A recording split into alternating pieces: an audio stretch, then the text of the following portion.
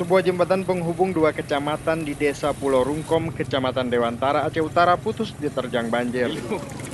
Akibatnya akses jalan yang menghubungkan Kecamatan Dewantara dan Kecamatan Muara Batu tidak dapat dilalui.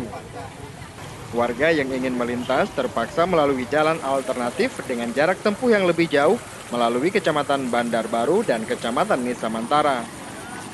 Hingga Rabu sore belum ada bantuan dari pemerintah setempat untuk membuat jembatan darurat agar transportasi warga di dua kecamatan kembali normal. Eh, Kalau patah yang titik ini baru kemarin jam 3. Jam 3. Itu kecamatan sana lumpuh total, Pak?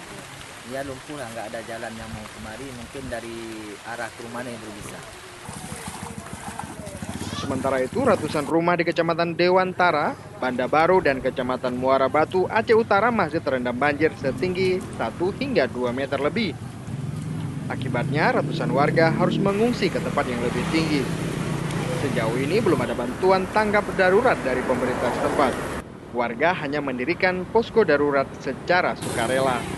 Dari Aceh Utara, Muhammad Emy melaporkan untuk Aceh Video.